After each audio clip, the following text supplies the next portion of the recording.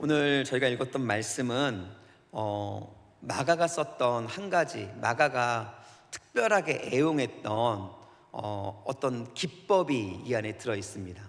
그것은 무엇이냐면요, 바로 마가가 샌드위치 기법을 썼다라는 거예요.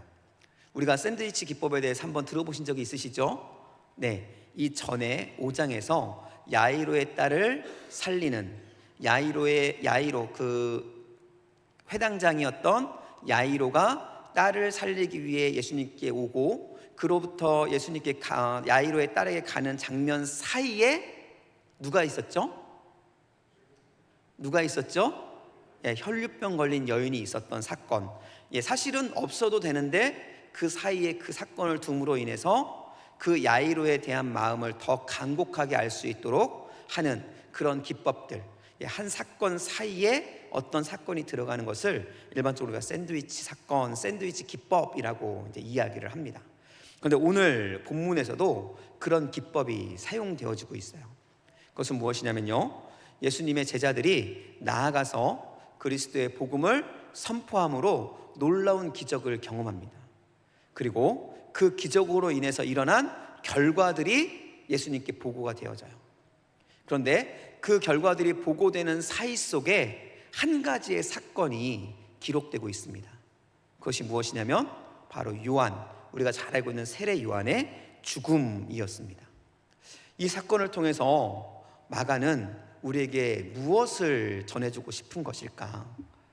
저희가 지금 마가복음을 계속 보면서 마가복음은 하나님 나라라는 관점으로 이해되어져야 합니다라고 말씀을 나누고 있습니다. 예, 마찬가지로 오늘 이 본문에서도 결국 하나님의 나라에 대한 부분들이 우리에게 전파되어지고 있는 것이죠. 하나님의 나라는 어떤 나라인가? 오늘 제목을 보신 분은 알겠지만 하나님의 나라를 이루어가는 마음이 이 안에 담겨 있습니다. 그리고 결론부터 말하면 그 마음은 바로 긍휼함의 마음인 것이죠. 여러분, 하나님의 나라에서 절대 빠질 수 없는 마음은 바로 긍휼함의 마음입니다. 우리 안에 이 긍휼의 마음이 없다고 한다면 우리 안에 하나님의 나라는 결코 이루어질 수 없는 것입니다. 여러분이 어디에 있든 전 여러분들이 그 긍휼의 마음을 품을 수 있기를 예수님의 이름으로 축복합니다. 여러분, 예수님이 왜 십자가를 지셨을까요? 예, 하나님의 명령 때문이겠죠. 그리고 우리를 사랑하기 때문이겠죠. 하지만 그 모든 것들 사이에 여러분, 우리를 향한 그 긍휼의 마음이 없었다면 주님은 결코 십자가를 치지 않으셨을 거라는 거예요. 여러분, 왜 새 생명들을 우리가 구원해야 될까요? 이유는 많은 것들이 있습니다. 그 영혼을 살리기 위해서죠. 그런데 그 영혼을 살리기 위해 우리를 움직이게 하는 것은 무엇일까요? 예, 그 긍휼의 마음입니다. 그 영혼이 죽어가는 그 모습이 불쌍하기 때문에 그 영혼을 살려야 되는 간절함, 그 긍휼함이 우리에게 있을 때 우리는 하나님의 복음, 예수 그리스도의 복음을 들고 그들에게 나아가는 것이죠. 우리가 움직이지 않는 이유는 바로 이 긍휼함이 우리 안에 없기 때문이에요. 여러분에게 질문하기를 원합니다. 저는 여러분들이 이 긍휼함을 가슴에 품기를 원하는데요, 여러분 주변에 있는 예수님을 알지 못하는 죽어가는 여러분의 형제, 자매, 등등등 친구들, 회사 동료들을 바라볼 때 저들의 영혼을 보며 그 영혼의 죽어감이 여러분에게 불쌍함과 긍휼함으로 느껴지십니까? 이 질문 가운데 여러분 한번 대답해 보십시오. 여러분, 애석하게도 굉장히 많은 분들이 이 긍휼함을 느끼지 못합니다. 그냥 보는 거죠. 그런데 우리가 그 긍휼함이 우리 안에 없을 때 우리는 하나님의 말씀을 따라 움직여야 되는 우리의 움직임이 결코 동하지 않습니다. 그 긍휼함이 있을 때, 불쌍함이 있을 때, 그들을 향한 안타까움이 있을 때 그때 우리가 움직이게 되는 것이죠.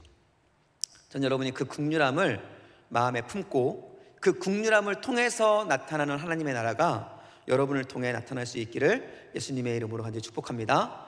우리 옆분들에게 좀 이렇게 인사하겠습니다. 옆분들을 바라보면서, 긍휼하게 바라보면서 긍휼함을 품으십시오.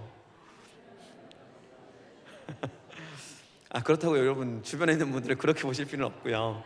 네, 우리 안에 죽어가는 영혼을 향한 긍휼함이 있어야 된다는 것입니다. 그 긍휼함이 우리에게 있기를 예수님의 이름으로 축복합니다. 오늘 본문을 보면요, 14절 말씀에 이해라는 단어로 시작이 되어집니다. 여기서 말하는 이해가 무슨 말일까요? 제가 지금 서두에서 말씀드렸던 것처럼 예수님께서 보내신 12명의 제자들이 나아가 그리스도의 복음을 전하고 그 결과 나타났던 놀라운 역사들이 있었습니다. 병자들이 치유되고 귀신이 떠나가는 그 놀라운 역사가 있은 뒤에라는 말이에요. 그러한 사건이 있은 뒤에 어떠한 일이 일어났습니까? 우리 14절 말씀을 같이 읽겠습니다. 시작. 이에 예수의 이름이 드러난지라. 네, 그들이 나아가서 예수 그리스도의 복음을 전하고 그들이 기적을 행하고 귀신을 내어 쫓았습니다. 그랬더니 누구의 이름이 나타났다고요? 예수의 이름이 드러났다라고 이야기를 합니다. 여러분, 우리의 삶 속에 나타나야 되는 것이 바로 예수 그리스도의 이름이라는 거예요. 여러분, 여러분이 하는 모든 일들 속에서 나의 이름이 나타나고 다른 것들이 드러난다고 한다면 그것은 잘못된 방향을 가지고 있는 것이죠. 우리의 삶을 통해 나타나야 되는 유일한 이름은 바로 예수 그리스도의 이름입니다. 여러분, 제자들이 가서 귀신을 내어 쫓았어요. 예수님의 이름으로 귀신을 내어 쫓았지만 그 일을 행한 사람은 누구냐면 제자들이에요. 그렇기 때문에 주변에 있던 사람들이 제자들을 보며 제자들의 이름을 높일 수 있었다고요. 와, 저 사람이 병자를 고쳤어. 와, 저 사람이 귀신을 쫓아냈어 라고 말하면서 제자들의 이름을 드러낼 수 있었습니다. 그러나 그럼에도 불구하고 제자들의 이름이 드러난 것이 아니라 누구의 이름이 드러났냐면 예수님의 이름이 드러났다라는 거예요. 왜 그랬을까요? 제자들을 통해서 나타났을 때, 그 기적들이 나타났을 때 제자들은 겸손하게 자신들을 낮추고 예수 그리스도의 이름을 드러냈기 때문에 그렇습니다. 여러분, 우리가 잘 알고 있는 사도행전에 나타나는 너무 중요한 사건이 있죠. 성전 미문에 앉아 있었던 안진뱅이를 베드로와 요한이 일으킵니다. 내게 은과 금은 없지만 나사렛 예수 그리스도의 이름으로 일어나 걸어라 라고 말할 때 그들이 일어납니다. 그럴 때 많은 사람들이 누구를 주목하여 보죠? 예수님의 이름, 예수님을 주목하여 봅니까? 아니죠. 바로 베드로와 요한을 주목하여 봅니다. 그때 베드로와 요한이 왜 너희가 나를 보느냐? 이 일을 이루신 분은 누구라고요? 예수 그리스도, 너희가 죽인 예수님이다라고 이야기하며 그 모든 일들을 예수 그리스도의 이름으로 올려드리는 모습을 우리가 볼 수 있다는 것이죠. 지금 이 사건이 바로 이들 안에 일어났었다라는 거예요. 성경에 나타나진 않았지만 그들이 기적을 행했던 그 장소에서 그들 가운데 나타났던 중요한 일은 바로 그들에게 주어진 모든 사건의 영광을 하나님께 올려드리는 모습들이 이 안에 담겨 있었다라는 것입니다. 저는 여러분의 삶 속에 이런 일들이 일어날 수 있기를 예수님 이름으로 축복합니다. 여러분, 여러분의 삶 속에 기적이 일어날 수 있어요. 여러분을 통해서 그 누군가가 감사함을 표할 일들이 일어날 수 있습니다. 그때 우리에게 드러나야 될 이름은 내가 아니라, 나의 수고가 아니라 오직 예수 그리스도이심을 여러분이 기억하면서 그 이름을 높일 수 있는 저와 여러분이 되기를 다시 한번 예수님의 이름으로 간절히 축복합니다. 여러분, 그럴 때 하나님 예수님의 이름이 나타나고 드러나는 역사가 일어나게 된다라는 것입니다. 우리 낙원교회는 여러분 예수 그리스도의 이름 외에는 어떤 것도 드러나지 않는 그런 교회가 되기를 간절히 소원합니다. 여러분, 우리는 예수님의 이름을 드러내는 한 사람 한 사람 예수 그리스도의 지체일 뿐이에요. 그렇기 때문에 우리가 무엇인가를 잘할 수도 있겠죠. 그렇지만 그것 때문에 내 이름이 드러난다면 우리가 한 걸음 뒤로 물러설 수 있는 겸손함도 배우셔야 합니다. 그래야 내가 있는 그곳에 내가 드러나는 곳이 아니라 예수님이 드러나는 그 은혜가 나타날 줄 믿습니다. 저는 우리 교회가 그러한 교회, 우리 교회를 통해 나타나는 예수님의 이름이 이 땅을, 이 지역을 세워가는 역사가 나타날 수 있기를 예수님의 이름으로 간절히 축복합니다. 여러분, 기억하셔야 될 게 있어요. 저와 여러분은 우리가 원하던 원하지 않던 혹은 알던 알지 못하던 관계없이 주님의 제자입니다. 여러분, 그 사실을 알고 계시나요? 저희가 원하던 원하지 않던, 나는 아직 부족하니까 난 예수님의 제자가 아니야 라고 말한다고 해서 여러분은 예수님의 제자가 되지 않는 것이 아니에요.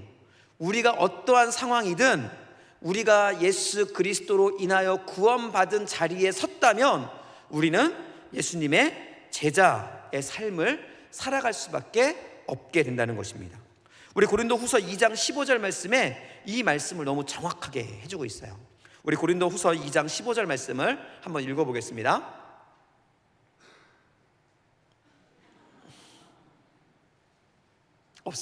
나왔습니다. 같이 읽을까요? 시작. 우리는 구원을 받는 자들에게나 망하는 자들에게나 하나님 앞에서 그리스도의 향기니.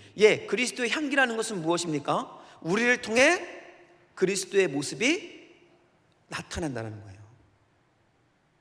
여러분이 올바른 삶을 살던 올바르지 않는 삶을 살던 여러분은 그리스도의 향기라는 겁니다. 여러분이 그리스도인다운 삶을 살아가면 여러분을 통해는 그리스도의 향기가 나타날 것이고, 여러분에게 그리스도인다운 삶을 살지 못하는 모습이 있다면 여러분을 통해 그리스도의 이름이 망령되이 일컬어지는 향기가 나타날 수밖에 없다는 것이죠. 여러분, 내가 좋던 싫던, 내가 인정하던 인정하지 못하던 우리는 그리스도의 향기, 예수님의 제자입니다. 그렇기 때문에 우리가 그리스도인다운 삶을 살아가야 한다라는 거예요. 여러분의 삶의 자리에서 그리스도인다운 작은 예수의 삶을 살아갈 수 있게 축복합니다. 그리고 그러한 삶을 통해서 저는 여러분을 통해 나타나는 예수 그리스도의 이름이 보여질 수 있기를, 드러날 수 있기를 간절히 소원합니다. 이렇듯 제자들은 예수님의 이름을 드러냈어요. 기적을 행하고 귀신을 내어 쫓고 하는 예수 그리스도의 그 능력을 선포하고 하나님의 나라와 복음을 전함으로 인해서 그를 통해서 하나님의 이름을 드러냈습니다. 하나님의 이름이 드러나자 세상 사람들이 하나님의 이름에 반응하기 시작해요. 어떤 반응을 했을까? 우리 14절, 15절 말씀을 함께 읽겠습니다. 시작. 이에 예수의 이름이 드러난지라 헤롯 왕이 듣고 이르되 이는 세례 요한이 죽은 자 가운데서 살아났도다. 그러므로 이런 능력이 그 속에서 일어나느니라 하고, 어떤 이는 그 엘리야라 하고, 또는 어떤 이는 그가 선지자니 옛 선지자 중에 하나와 같다 하되라고 이야기를 합니다. 예수님의 이름이 드러나기 시작하자 드러난 그 예수님의 이름 앞에 반응하는 사람들이 나타나기 시작했다는 거예요. 그 중에 첫 번째 나온 사람이 헤롯이죠. 헤롯이 뭐라고 이야기합니까? 헤롯은 그 예수가, 그 능력을 행하는 예수가 누구라고요? 세례 요한이라고 반응을 합니다. 또 다른 사람들, 어떤 사람들은 엘리야라고 이야기해요. 여러분, 엘리야는 성경에서 능력의 상징입니다. 능력, 즉 하나님의 능력을 행하는 자라는 말이에요. 그리고 선지자, 어떤 이들은 선지자라고 이야기합니다. 하나님의 뜻을 깨닫게 하는 자라는 말이죠. 많은 사람들이 예수님을 요한, 엘리야, 선지자라고 이야기하며 드러난 예수님의 이름에 대해 각자의 생각들을 표현하기 시작합니다. 그런데 중요한 것은 제자들이 나아가서 그들에게 선포했던 예수님의 이름은 누구냐면요, 그리스도 예수였다라는 거예요. 그들에게 선포한 예수의 이름은 세례 요한 예수가 아니라, 엘리야 예수가 아니라, 선지자 예수가 아니라, 그들에게 선포했던 예수의 이름은 바로 그들이 기다리고 있는 그리스도 메시아 예수였다라는 거예요. 여러분, 그럼에도 불구하고 그들은 그 예수를 발견하지 못하고 각자의 생각과 각자의 관점에서 그리스도 예수가 아닌 각자만의 예수를 받아들이고 있는 모습을 우리에게 보여주고 있다라는 것입니다. 여러분, 이러한 사건, 이러한 모습이 오늘 본문에 다른 곳에 또 나타나고 있다는 것이죠. 그 부분이 어디냐면요, 바로 30절 말씀입니다. 우리 33절 말씀을 먼저 읽을까요? 우리 33절 말씀을 읽겠습니다. 함께 읽습니다. 시작. 그들이 가는 것을 보고 많은 사람이 그들인 줄 안지라. 모든 고을로부터 그곳에 달려와 그들보다 먼저 갔더라 라고 말합니다. 이 장면은 예수님께서 제자들과 함께 그 놀라운 역사를 이루고 나서 그들에게 쉼이 필요함을 아시고 제자들과 함께 쉼을 얻기 위해서, 쉬기 위해서 사람들로부터 멀리 떠나 한적한 곳으로 가는 장면으로부터 시작됩니다. 그런데 예수님과 제자들이 한적한 곳으로 가는 그것을 목격했던 사람들이 그 예수님이 가는 곳을 알아보고 열정적으로 치열하게, 열심히, 간절하게 예수님이 계신 곳으로 달려가는 모습을 보여주고 있는 거예요. 그런데 어떻게 달려가냐면요, 모든 고을로부터 도보로 그곳에 달려왔다라고 이야기를 합니다. 예수님이 계시는 그곳에 그들이 도보로 뛰어서 그곳에 가서 예수님을 반드시 만나야겠다라는 마음을 가지고, 간절한 마음을 가지고 예수님께 달려왔다라는 것이죠. 그래서 중요한 것은 이 질문이에요. 그들이 왜 달려왔는가라는 거예요. 여러분, 그들이 왜 달려왔을까요? 그들이 달려온 이유 무엇이겠습니까? 그들이 달려온 이유는 앞에서 설명했던 바로 세례 요한, 엘리야, 선지자와 관련이 되어 있습니다. 그들이 달려왔던 이유는 그들에게 필요한 세례 요한, 그들에게 필요한 엘리야, 그들에게 필요한 선지자를 만나기 위해서인 거예요. 지속적으로 그리스도이신 예수를 선포했음에도 불구하고 그들의 눈에는 예수가 그리스도가 아닌 단순히 능력이요, 단순히 미래를 알려주는, 하나님의 뜻을 알려주는 선지자일 뿐이었어요. 그리고 그들은 그 예수를 만나서 그들의 필요를 채우기를 원하셨던 거예요. 병이 낫기를 원했고, 귀신이 쫓겨나기를 원했고, 그리고 그들이 궁금했던 것들에 대한 해답을 얻기 원했다라는 것이죠. 그런 것들을 찾기 위해서 그들은 정말로 열심히, 열정적으로 예수님을 쫓았다라는 것입니다. 여러분, 우리가 이 명절, 지금 명절도 준비해야 되고 바쁜 과정에도 이 자리에 나와 있는데요, 여러분, 이 자리에 나오신 이유가 무엇입니까? 이 자리에 나온 이유가, 만약 오늘 이 본문에서 예수님의 쉼의 자리, 멀리 있는 외진 곳까지 예수님을 만나기 위해서 찾아갔던 그들과 만약 동일한 것이라면, 나의 필요, 나의 평안, 나의 즐거움, 나의 기쁨, 이런 것들을 위해서라면 여러분을 향해 하시는 예수님의 말씀을 들으셔야 돼요. 그리스도이신 예수님, 나를 구원하시고 나의 죄를 용서하시는 구원자 예수님이 아니라 나를 기쁘게 하는, 나를 만족해 하는 그 예수를 찾아왔다고 한다면, 여러분, 예수님의 말씀을 들어보십시오. 예수님께서 그들을 향해서 뭐라고 이야기하시냐면요, 우리 34절 말씀입니다. 함께 읽겠습니다. 예수께서 나오사 큰 무리를 보시고, 큰 무리는 지금 모여든 사람이에요. 그 큰 무리를 보시고 뭐라고 말합니까? 그 목자 없는 양 같음으로 인하여 불쌍히 여기셨다라고 이야기를 합니다. 예수님께서 그들을 향하여 목자 없는 양 같다고 이야기를 해요. 목자 없는 양은 어디로 갈 바를 모르는 양입니다. 양들의 몇 가지 특징이 있는데요, 그 중에 중요한 특징 두 가지는, 그들은 시야가 매우 흐려서 어디로 가야 할지를 모른다는 거예요. 그리고요, 목자가 없으면 그들은 올바른 길을 찾지 못해서 결국 죽음에 이른다는 거예요. 여러분, 이들이 예수님을 찾아왔지만 정작 중요한 문제는 양들과 같이 그들이 가야 할 바를 모르는 거예요. 메시아가 눈앞에 있는데, 그리스도가 눈앞에 있는데 그리스도를 찾는 것이 아니라 그들의 만족과 필요를 찾아 이리저리 헤매고 있는 양과 같은 그들의 모습을 예수님께서 말씀하고 있다라는 것입니다. 여러분은 이 자리, 예배의 자리, 이곳에 무엇 때문에 오셨습니까? 메시아, 여러분을 구원하시고 여러분을 살리신 그리스도를 위해, 그리스도를 만나기 위해 오셨습니까? 아니면 나의 즐거움, 나의 필요, 나의 기쁨, 나의 만족을 위해 오셨습니까?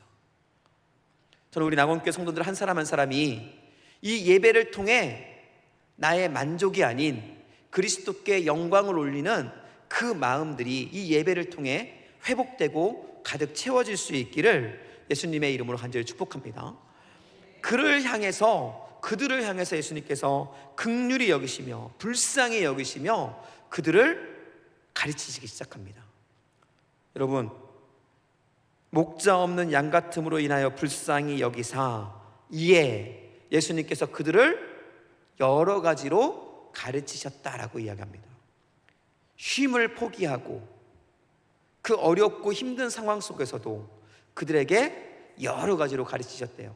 무엇을 가르치셨을까요? 그들에게 가르친 게 무엇일까요? 바로 메시아 예수 그리스도, 당신이 누구인지, 그리고 그들이 가야 할 길이 어디인지에 대해서 그들에게 가르치셨다는 거예요. 얼마나 열심히 가르치셨는지 예수님의 사랑이 느껴지는 부분은요, 우리가 오늘 읽지 않았지만 이 가르침이 해 떨어질 때까지 계속되어지고 있다는 것입니다. 그들이 알았으면 좋겠은 마음, 그들이 정말로 배우고 올바른 길로 갔으면 좋겠다는 그 간절한 마음을 가지고 예수님께서는 잠깐의 가르침이 아니라 그들이 깨닫고 주님께 돌아올 수 있을 때까지 밤이 새도록 그들에게 올바른 길, 메시아인 예수님을 그들에게 보여주셨다라는 것이죠. 예수님께서는 이러한 긍휼을 예수님을 먼저 믿은 저와 여러분에게 요구하고 있다라는 것입니다. 제가 오늘 말씀 서두에 여러분에게 말씀 나누었던 것처럼 새생명 축제를 통해서 많은 분들이 오셨습니다. 또 오지 못하신 분들도 있으시죠. 여러분, 그들을 향한 긍휼한 마음을 여러분 품으시길 예수님을 축복합니다. 저들이 오늘 본문에 나오는 것처럼 목자 없는 양과 같습니다. 무엇인가 살아 꿈틀거리고 움직이는 것 같지만 어디로 가야 할지 몰라 방하고 있는 이 양들과 같은 그들의 모습을 보며 긍휼히 여기셨던 예수님의 그 마음을 저는 여러분들이 품을 수 있기를 간절히 소원합니다. 여러분, 그 마음을 품을 때 우리는 움직여질 수 있어요. 그리고 우리가 움직일 때 그곳에 영혼이 살아나고 올바른 길을 깨닫는 한 영혼 한 영혼이 세워짐으로 인해서 그곳이 하나님의 나라로 세워지는 은혜가 경험될 것이라고 저는 믿습니다. 우리 낙원교회 안에 그런 은혜가 있기를 예수님의 이름으로 간절히 축복합니다. 여러분, 하나님의 나라는 그냥 세워지는 것이 아닙니다. 하나님의 나라는 바로 제자들의 수고와 애씀, 바로 제자인 여러분들의 수고와 애씀을 통해 일어나는 것이죠. 그런데 그 수고와 애씀 속에 반드시 포함되어야 되는 한 가지 마음, 하나님 나라의 마음은 바로 그들을 불쌍히 여기는 마음입니다. 여러분, 한번 생각해 보십시오. 여러분 주변에 혹시 예수님을 알지 못하여 죽어가는 영혼이 있습니까? 그 영혼을 한번 생각해 보시길 축복합니다. 그들을 향하여 품고 있는 여러분의 마음은 무엇입니까? 그들을 향한 정말 긍휼한 마음, 그들을 향한 불쌍한 마음이 여러분에게 지금 느껴지고 있으신가요? 여러분, 그 마음을 여러분 마음속에 품기를 축복합니다. 그 마음을 품으시고 그 영혼을 위해 긍휼함으로 움직이십시오.